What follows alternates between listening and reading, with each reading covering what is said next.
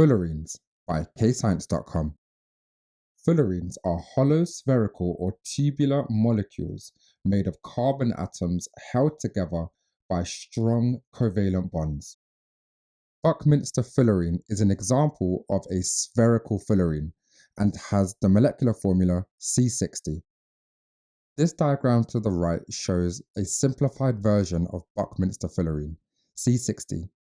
If we focus on this one carbon atom, we can see how there are 3 covalent bonds coming out of each carbon atom, 1, 2, and 3. So because there are 3 covalent bonds per carbon atom, this means there is 1 spare electron per carbon atom. These delocalized electrons can flow through the fullerene structure. So this delocalized electron means fullerenes can conduct electricity. It's question time. Attempt these questions to check your understanding.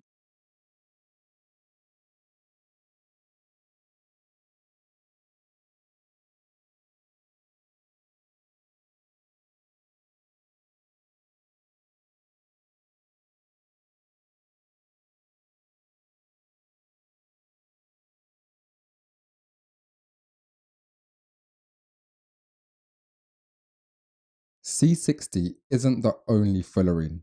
There are bigger spherical fullerenes where there are up to hundreds of carbon atoms. Because fullerenes are simple molecules, there are weak intermolecular forces between the molecules represented by these lines. So because fullerenes have weak intermolecular forces in between the molecules, they require little energy to break, so fullerenes have low melting points. These weak intermolecular forces in between the molecules also means that fullerenes are soft and slippery. It's question time. Attempt these questions to check your understanding.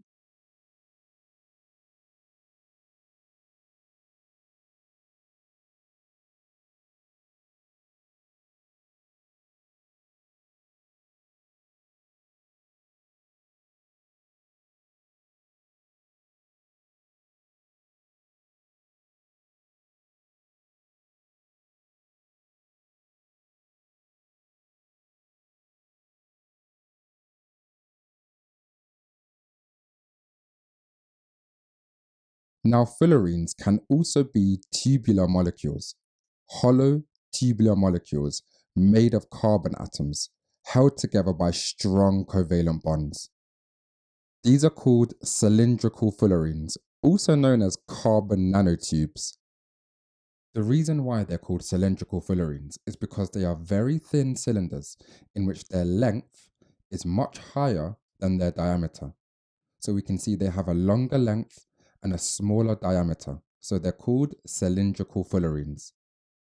Cylindrical fullerenes have a high tensile strength, so they're used in tennis rackets as they make tennis rackets stronger.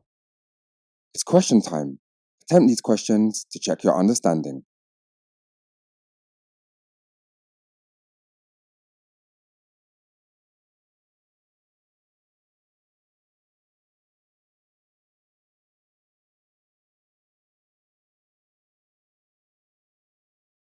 Other uses of fullerenes include delivering drugs in the body and as catalysts.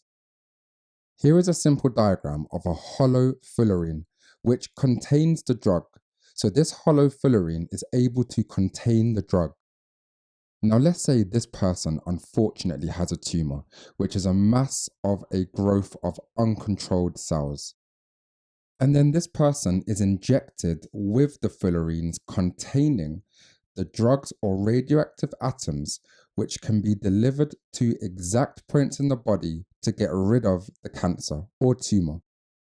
And fullerenes can also be used as catalysts. This is because fullerenes have a large surface area to volume ratio, which allows fullerenes to be used as catalysts. Pause the video here to practice the keywords. The answers will follow.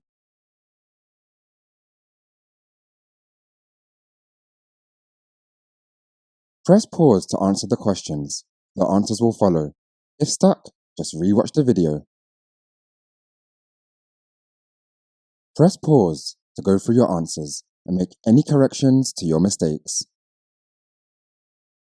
And don't forget to visit KayScience.com for more videos, worksheets, and quizzes at KayScience.com. And don't forget to like and subscribe.